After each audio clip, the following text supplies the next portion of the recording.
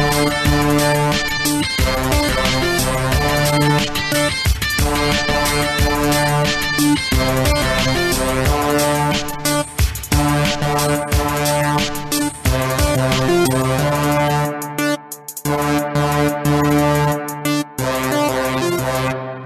to the GamerCast Network Video Game Show. I'm MC Fragslot, and this is episode number 18 for Friday, December 29th, 2006, the Barely Legal episode. All right, this is how we're going to do it. I'm going to say your name, and you're going to say the game that you played most this week. Keith. Final Fantasy III for the Nintendo DS. Bob. Gears of War. Phil. You're going to ask me this? Everybody knows by now. Say it. No, I'm going to refuse to say it. Say it. No. Say it, or we're dropping you off Skype. Okay, World of Warcraft. Chad. Castlevania Portrait of Ruin. And this week I played Natural Selection. All right, GamerCast Network community news. Go check out Uncle Gamer Radio episode number 13, the holiday episode at UncleGamer.com. Gamertag Radio in 2007 announced they're going to do a video podcast, so I can't wait for that. And it's from Gamertag Radio, so you know it's going to be cool. Do you guys want to win an extreme condition copy of Lost Planet? Then head over to GamerTagRadio.com and go win one by playing Breakout in their arcade section. That's GamerTagRadio.com. Really? A proud member of the GamerCast Network. I suck at Breakout, but whatever. I suck at everything. Carpal tunnel hand, man. Gears of War is hard. He took my mouse and arm. Next topic. Some housekeeping and cleanup for something that I stated last week while playing the new expansion, Dark Crusades. I mentioned that I could not get heavy weaponry, which was not completely true. There was a thing that you had to research under the machine pit for the Chaos Marines, which would allow you to get heavy weaponry and the Obliterator squads. So you just, never bothered to cut the trees to build the house? You just kind of stood there trying to build the house? I mean, they do have heavy weaponry, but it's not what I was looking for. Remember way back when they used to have, lasers and laser cannons. Yeah, the big guns. Like that. They don't have lasers anymore, but they do have quote-unquote heavy weaponry. So. Well, that's good to hear that you can still blow things up. Next topic. So we had gotten together on Wednesday to play Magic the Gathering over at Ivan's apartment. Yay, that was fun. Well, we had an odd number of players, so one person had to sit. So we had to roll to see who was going to sit, and low man sits. And to add insult to injury, you had to go play Chris Palladino over Xbox Live. And that's when we found out that Live was broken. And Live was broken. So how long was it broke? Anyone know? It came up by the next morning. I saw they had said it was up and running. But there was a conspiracy because they're trying out a new beta on Live, and that the icon for that game was in C. Palladino's gamer card. Yeah, the game was Shadowrun. The beta is starting this week. So that's the rumor that was going around, that Chris Palladino tried out Shadowrun and it crashed Xbox Live. I like it. He can't be on the show this week to berate, so we'll do it when he's regardless. How's that? Next topic. So what kind of swag did you guys get that was game-related? Tom, go first. I got a copy of Company of Heroes for the PC, and I haven't opened it yet. And are you thinking about returning it, Tom? No. You sure? Because that's what you sounded like in the damn forums today when I was reading it. Mind you, I was the one that bought you that game. Yeah, I'm looking around the forums saying, I see this post, I like micromanagement and everything, and Company of Heroes doesn't have it. Oh, damn, what a smack in the face. Dude, that's harsh. Well, my brother's birthday's coming up. I'm sure he'll Wow. Dude. You heard it here, the first verbal kick in the nuts. Yes, that's the kind of socialness we have in our group. Just, that was always our motto. We don't build up, we tear down here at GamerCast. You know what? You're right. Oh, God.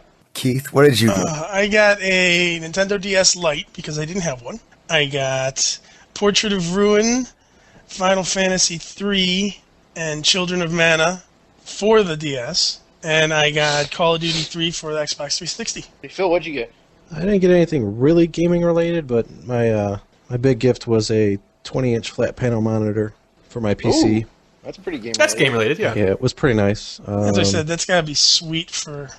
Yes, Well, World everything. of Warcraft is extremely pretty. Got an 8-gig MP3 player, a Creative Zen, and a 10-man poker table. Wow, really? Yes, it's Dude, like that's a dope. big 8.5-foot table with the padded railing around with the cup holders. Very nice. Just Damn, need some. you made out, man. That's not bad. Just need 9 other friends to play cards. I was gonna say, we're playing Magic on that thing. Chad, did you get anything game related? Got Castlevania Portrait of Ruin for the DS, Final Fantasy 3 for the DS, and with gift certificates and whatnot, I went and bought Guitar Hero 2. Although I will say Guitar Hero is nothing like playing a real guitar. No, not at all. Because I can actually play Message in a Bottle, kind of. Not really fast, and I tried it on Guitar Hero and I was like, oh my god, I don't suck It gets this to bad. a point. Expert was really the point where, just go buy a guitar. Because it's going to take you just as long to learn the real song. Yeah, I was sitting there playing, doing the practice, slowing it down and playing, and I was like, okay, if I spend a lot of time, I could actually play these on a game. And Bob? I finally got an Xbox 360. That was a total shock to me. So my mom bought my plane ticket to fly me back to Cleveland, and then so she could give me a 360. Now, which 360 is it, the core or the premium? That was the thing, because I still take issue with Microsoft for even selling that thing, because it takes advantage of parents who don't This know. is exactly why. This is why, because here's what happened. So I got a present from my brother-in-law and my sister that I thought it was going to be DVD, and it was a copy of Gears of War. And I was like, oh, no way. And then my mom comes running into the room and plops this big, heavy box down on my lap. I opened it up, and it was an Xbox. And I'm like, oh, this is sweet. And then I had to, temper my enthusiasm rather, because I looked down, and it was, core system. And I was like, thanks! Smile, smile, thanks! And my brother-in-law's all excited. He's like, yeah, I was playing in the store. I can't wait to go downstairs. You can, hook this up and play. I was like, yeah, we'll do that later. And, Christmas is going on, and we're doing all the other gifts and stuff, and we're talking. I'm trying to, I don't know how, but I'm trying to, ignore it. He's pretend there's no 360 here. Maybe Greg will forget. Then eventually he's like, all right, well, let's open it up, man. And I was like, I can't. And everybody turned and looked at me in astonishment. And my mom's sitting there slack jawed, why? Well, don't you want it? And I was like, no. I mean, yes, but no, not this one. And then I had to spend 15 minutes explaining why this was a bad deal, and they shouldn't even sell these things, and it's Microsoft's fault, it's not yours. You can't play the game because there's no hard drive. Because there's no hard drive. And then and the whole time she's like, well, if I knew you didn't want it, and I was like, no, oh god.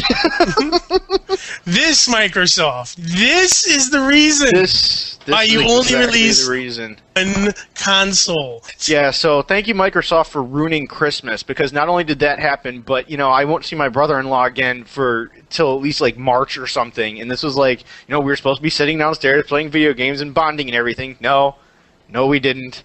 He went home, never getting to play the game. Wow, geez, Microsoft they're breaking up Bob's family. They're ruining our Magic the Gathering night by not letting us play Gears of War. That's right. Hey. Next topic. The PS3 market is about as hot as the American real estate market.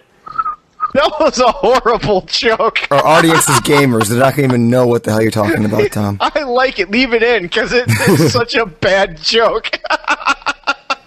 So apparently all those people who showed up and slept out that night of the PS3 launch were all trying to resell it. They were all just trying to scalp their PS3s, oversaturated the market, and found out that there was no buyers.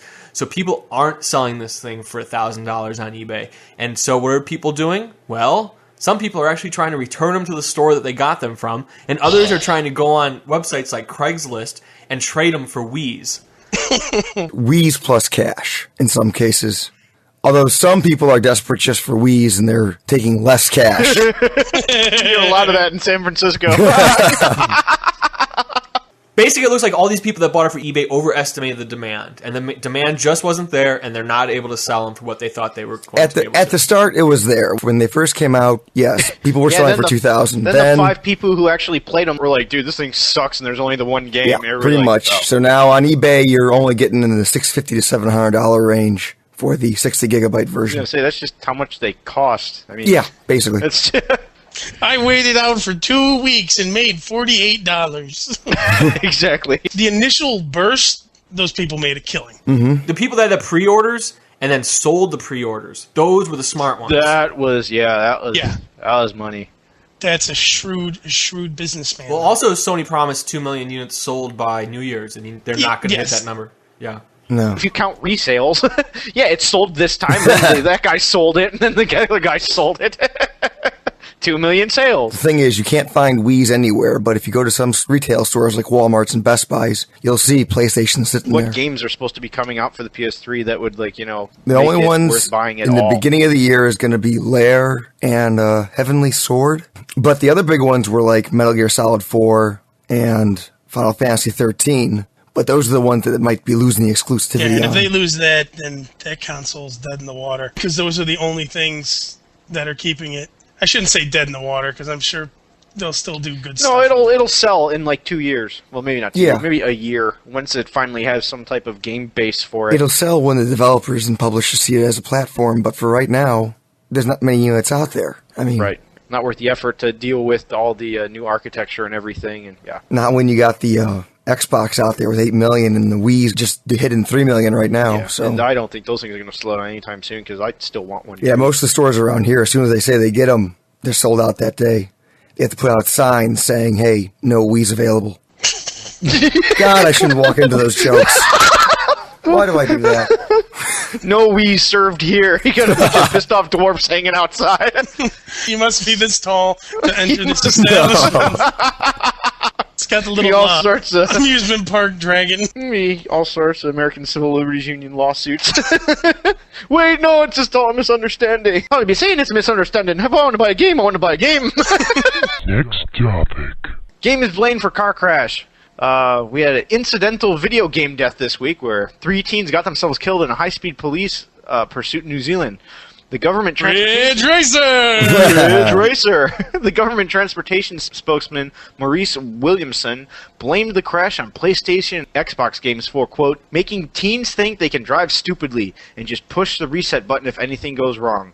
However, there was no hint of video gaming being in any way related to the accident. In fact, police chase started when they attempted to pull over the car when one of the teens was standing through the car's sunroof. The police believe the teens were intoxicated at the time of the accident. Thank you, Maurice Williamson, for blaming video games so we could have another story for our show. I'd like bunch to of kids who are I'd drunk also driving like around. to point out that who presses the reset button ever? But did you ever play the X-Men game for the Genesis? You were about to kill the main boss, and he said the system will go to reset in 5, 4, 3, 2, 1. And when it hit 1, you had to actually push the reset button to win the game. Really? If you didn't, game ended, and you had to start all over again. Dude, Wow, what I guess a I didn't because kick. I would have remembered that. It took me like 4 or 5 times going through it, going, how the hell do I win? And it said, reset in 5, 4, and I said, okay, I'll push the reset button. Boom, and it said, you win. Congratulations. That was well worth the effort. But you have to know. It was the knowledge that was worth the effort. Otherwise, to this day, you'd have no idea what would happen in the X-Men games. Next topic. Before we leave 2006, one of my biggest rants of things that sucked about 2006 was this whole EA link. So EA released this piece of software that's kind of a hybrid between Apple iTunes and Valve Steam, where it looks like an iTunes interface, but it does what Steam tries to do. It does patch management, but it does it in a way that's not at all convenient. They don't want to break protocol. It's standard EA protocol. And it tries to run in your taskbar. It tries to be one of these apps that starts up when Windows starts. I hate that. And I'm sure one day soon they're probably going to have to start having microtransactions on there, like with the Xbox stuff. Well, that's what I'm fearing, is that they're gonna try microtransactions with PC games through their EA link. I'm sure that's on the agenda. I'm sure that's like one of We the bullet already have points. microtransactions. It's called buying your gold on eBay. Come on. I mean, you really don't need a service for that. Next topic. So the Korean government is getting tougher on gold farmers. So there's a new bill entering the Korean National Assembly, which is going to prohibit the trading of cyber money used in online games. Now, this will not allow the buying, selling, or exchange of cyber money if it is viewed as a business. However, the trading of in-game items will still be allowed, although the bill really isn't clear on what is a cyber money versus what is an item. The actual MMO companies like NCSoft are all for this because they believe trading is going to hurt their games overall. However, the services like IGE and MOGS point out that if this should become a law, the market is just too large to go away. It's going underground, baby. Damn straight, a black market will develop. But the really funny thing here is I noticed they actually gave some numbers. I didn't know that the South Korean gold farming and item farming is $1 billion per year. Wow. Good Oh, yeah. lord. And 60% of that is gold, just gold farming. The rest is all item trading and all that kind of stuff. Dude, it's a business now, man. Yeah, so we'll have to see what the Koreans do. Apparently this bill's been in and out a couple times, but like my voice. In and out, I'd like to constantly. know. Well, if you say the bill's been in and out of the parliament a couple times, that means there's some opposition. There is some group of politicians who are standing Oh my firm God. against banning gold farming. The pro gold farm The politicians. gold farming sect. Yeah. The goldies. Next topic. Remember a couple weeks back we talked about how it didn't look like Sony had their infrastructure completely up, or they weren't delivering their networking components to their third-party developers. It wasn't that. It was much more that their network really wasn't in yet. That there was. Well, they weren't offering the same kind of online experience as Microsoft was with Live, and I guess this weekend kind of proved it, where their demo of Gran Turismo brought the Sony network to its knees. You figure there's less than 1 million consoles out there, and of all those people, probably only half of them actually. I don't know, that was a guess, but No, very few noticed it. Actually, the demo went live a day early. A few people noticed it, started downloading it, and everyone said, we can't sign into our PlayStation network. And like for a day and a half, it took down the whole For a network. day and a half, those 200 people couldn't get on the network. Exactly. Oh, that's too bad. What happens when there's actual, actual numbers of units, like the numbers they were anticipating? What if they really did have their 2 million units out? I mean, they have like a quarter of that out or whatever. And when they were doing their capacity planning, their data center team was like, they're never going to sell 1 million units, so why bother building the capacity? See, it is a computer. All the PC games stress test their games. They release it and stress test it, then put out a patch a week later. Or do we all forget how Warcraft started? Gamers have no retention. Gamers do forget. have no retention. That's why you have to hurry. When the games piss you off, you got to do like I do and hurry up and quit. So that's the last thing you remember. Next topic. Okay, a little Christmas-themed Second Life griefing. So we like griefing, and we like Second Life. So let's talk about it a little bit more.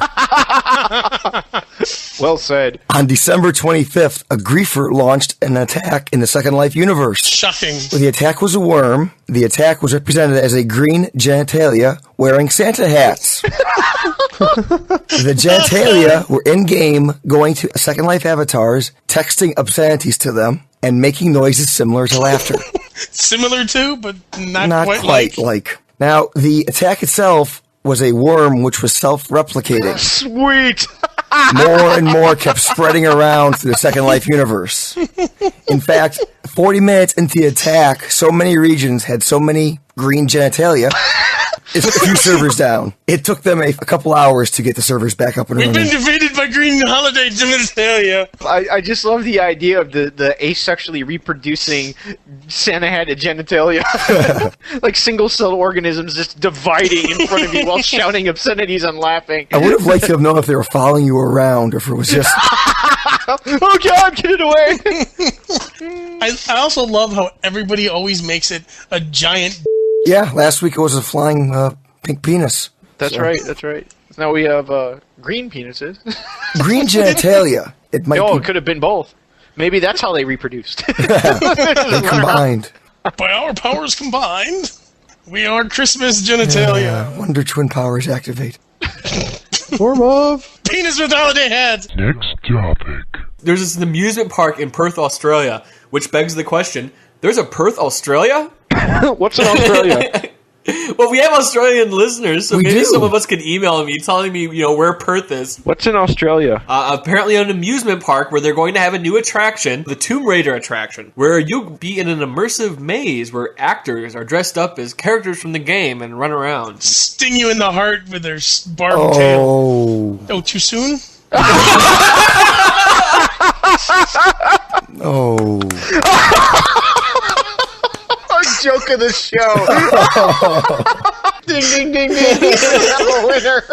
I had to, dude. That was it was just laid right out there like that. So anyways, to promote the opening of this new attraction, they're having a Lara Sorry. Croft lookalike contest, and it's open to all ages and both sexes. So Ugh. if you want to get your Lara God, Croft no, on, it's not. Yes, it is. If you go to the site, yes, it is. It says boys and girls. So here's our challenge to our Australian listeners: is you must go to the opening of the Tomb Raider attraction and get as many pictures as you can of the Lara Croft impersonators. I would like only from the neck to the waist, please.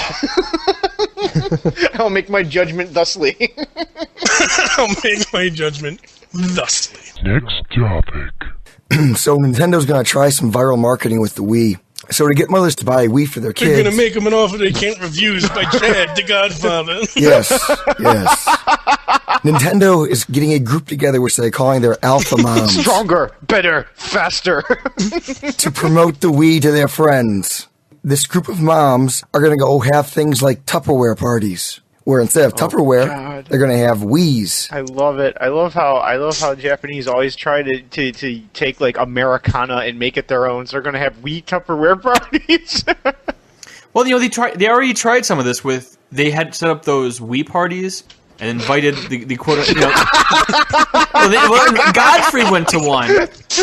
Oh no, poor Godfrey. And they're taking that model of, they try to identify in these different metropolitan areas who kind of, quote, the alpha geeks were, or the alpha video game players, and they had them go to these underground rave Wii parties. Well, they're trying to take that same model and use it on different demographics.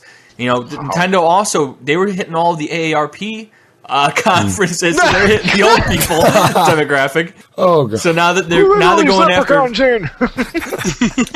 going after parents. So damn, that's some slick ass marketing. Go Nintendo. part of this was that how they were choosing to buy their advertising, because they weren't, for the Nintendo Wii, they weren't buying their advertising on kind of traditional male programming like wrestling and football. They were buying it more on primetime sitcoms where it's more the family sitting in front of the television. So it's just another example of Nintendo really trying to strike out for a different audience this time around. Next topic. All right, in typical me fashion, I got one thing that's true and made 3 other things up. So we got 1 fact and 3 craps. Number 1, after a long and prosperous life of 10 months, Turbine's smash hit Dungeons & Dragons Online Stormreach has announced that the game will be closing its treasure chest doors sometimes in the end of March of 2007. Oh, that's so sad. It's sad, but it's And not at all foreseeable. Not at all. Not at all. All right, number 2.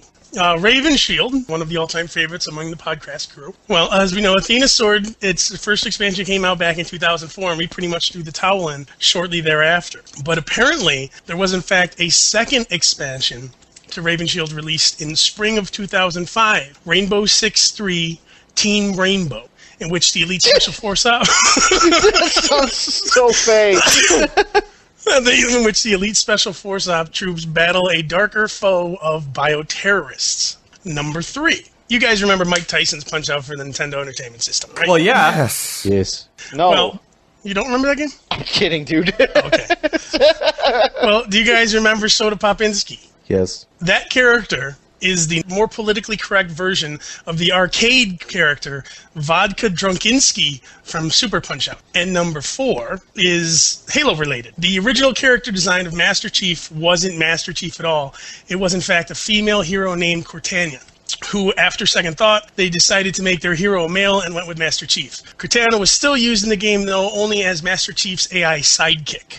One of those is true, and the others are all crap. Wow, they're all very believable. Thank you. I'll take that as a compliment.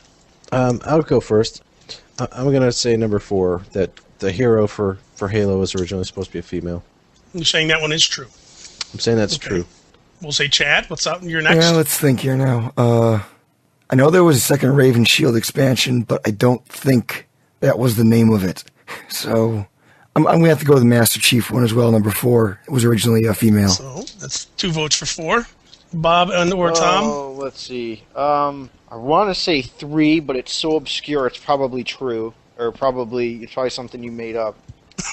Just because I want to say it. It's too good. That was probably the best one you made up, like, ever. So that's why I don't want to say it. I'm going to say 1 is true, just because I want to believe it. So D&D Online closes it down. No. And It's like religion. I'll just pretend. Go ahead. Yes, that is true. Tom. So I'm saying 1 is false because there's no way they're going to give up on a property like Dungeons & Dragons only after 10 months. I'm going to say number 2, I'd say that one was true. That one, yeah, I'm going to say that one was false because I think there was another expansion, but Team Rainbow doesn't sound correct unless it was like the Care Bears expansion. I'm going to say number 4 is false, even though that's believable because it was supposed to come out on the Mac first.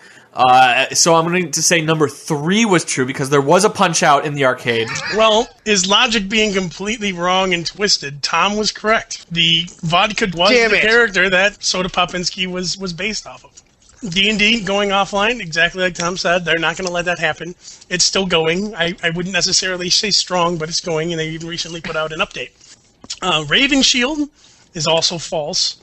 They did have an extra thing, but it was not the Team Rainbow fighting the Bioterrorists. But I pulled that one out from, I was reading on the Raven Shield site when they first originally announced the expansion. This is an actual quote from their thing. The next Rainbow Six game follows Team Rainbow, the world's most elite counter-terrorist unit. Team Rainbow! Go Team Rainbow! As they are called into action in the unfamiliar territory as they battle a bioterrorist threat. Stakes escalate as Team Rainbow are personally targeted by evil terrorist organization, ultimately ending with the capture and torture of one of Team Rainbow's premier members. Used to protecting the lives of others, Team Rainbow must now embark on a mission to fight and save its own. Team Rainbow does not negotiate with terror. It destroys it. Team Rainbow does not negotiate with terror. But I just thought that was beautiful. funny. That's funny as hell. And Halo, no, that's false. I just completely made it up. That was very nice. I looked around to find Unbelievable. anything stating otherwise. So yes, that may even be true, but they've never admitted it. And that's your fact and crap for this week. Next topic. Hey everybody, we'd like to welcome Rothbart back to the show. If you remember, Rothbart stood in line for the PlayStation 3 launch for Christmas. Your wife got you a 360? She did. I was very fortunate this year. We ended up with all 3 next-gen systems this Christmas. So you were setting up your 360 and you wanted to get on Xbox Live, and what happened? Previously, I went to Xbox.com and it says, hey, you can reserve whatever gamer tag you want. So I'd done that. I went to import it, went through the steps. I got to the point where it was supposed to suck in my information. The progress bar went halfway across and it said, Xbox Live sign up down. Please try again later. Mm-hmm. So I asked my buddy, I said, so is the support 24/7? He goes, no, they're not open now. I figured, it's a toll-free number. I'll call. I called it about 11:40 p.m. and somebody was there. So the person gave me the typical, the servers must be down, try again later. Because I forgot to mention that after I'd tried like a dozen times, my buddy recovered his gamer tag over here first try on my console, which kind of ruled out the console, kind of ruled out my network, kind of ruled out that their system was down. So you're saying that Microsoft hates you? The proof seems to substantiate that. I don't know if that's the case or not. Called back, talked to another person. Same steps the lady had tried the night before. He had a strange request that I was really uncomfortable with, and I wish I had not done it. He told me to redeem my gold membership card, thinking that it would flip some bit in my account and that it would just recover. Well, that's not the case. So now I've got the clock ticking on a membership I can't use. Mm-hmm. He said, hey, I can't figure this out. Let me transfer you to Tier 2 support. I'm talking to Mark Berger. He looked into it and he said, you know what? I don't know what it is. Let me call you back tomorrow after I look into it. Next day comes around, I don't hear anything. So at 6 o'clock, I call back, and now I'm talking to Don. So he steps me through all the same steps again. Nothing works. He says, you're on Tier 2 support. Somebody should be getting back to you. I let it go for an hour. I call back at about 8 o'clock. I talked to a guy named John. He said, well, sir, you've got to be a little understanding. We've got a whole lot of stuff going on right here. And this is as lippy as I got, and I don't think it deserved the comment that I got. I said, well, I got a whole lot of nothing going on here. And there was a pause, and he goes, I don't feel like dealing with you right now. And I said, excuse me? And he goes, I don't feel like dealing with you right now, sir. And then I said, can I have your manager? Knowing good and well what I was going to get. He hung up on me. Wow, so Microsoft support hung up on you. 1:35 my time rolls around. Jonna from Tier 2 support calls me. She calls my house after Mark, the other Tier 2 guy, says, we know that we shouldn't call you until after 5 Pacific time. I wasn't there to take the call. So he calls it 3, which also isn't after 5. The 30th comes around. I call and talk to Martha. She actually refused to take my reference number for my case. She wanted to go through everything firsthand. After 39 minutes, she believed me and said, I will transfer you to Tier 2 support. Disconnected. I have no way to call her back. She talked to me for 39 minutes, has my phone number, can't call me back. So I was just fuming after that. Called back, spoke to a guy named Robert Davis, and I said, I want to speak to your manager. He wouldn't let me talk to a manager until he went through all the steps to troubleshoot everything in his little script book. He transferred me to Juan. He was the most professional, most courteous. He listened to everything I had to say. He said, the only thing we can do is wait right now. We cannot call you back. When you call, you go to a central calling center that, farms the calls out to the least busy center. And so I'm stuck venting to this guy that when I asked him, I said, next time you're having coffee with your boss, can you tell him that the system is broken? And he says, well, I don't really think that I'll be in a situation where I can pass that along, but you can tell me if you want to. I said, well, well, I guess basically what he's trying to say is you still haven't reached a decision maker who can get to the bottom of why their database isn't tracking you properly. Right, and the step that he can take has already been taken, and that's to pass it on to corporate. Screw it. I want a new gamer tag. Can I just create another one and have you transfer my gold membership over? Well, I'm sorry, sir. Corporate has to do that. I can go out and buy another card, but I still have to deal with these yahoos to get the credit for my first membership that I've gone in. So ultimately, Tuan says, when this happens, normally it's 3 to 5 business days, but we are under a heavy workload. At the time he told me that's going to be 2 weeks from the time I open the seal on my box.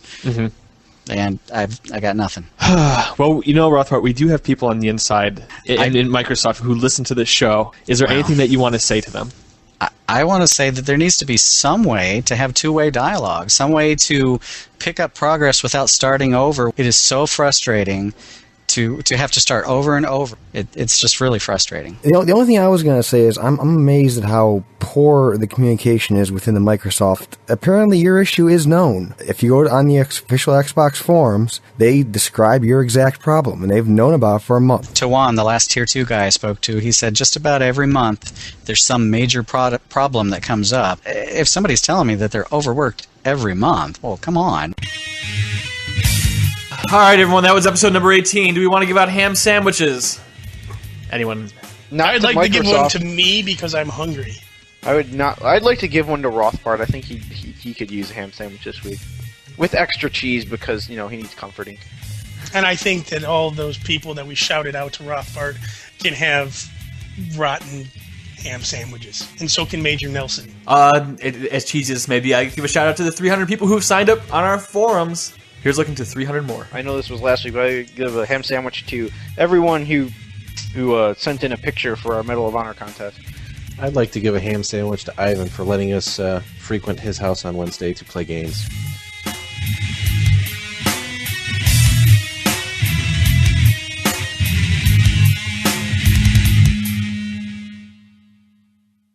We had a 15-minute conversation about making a baboon commando army.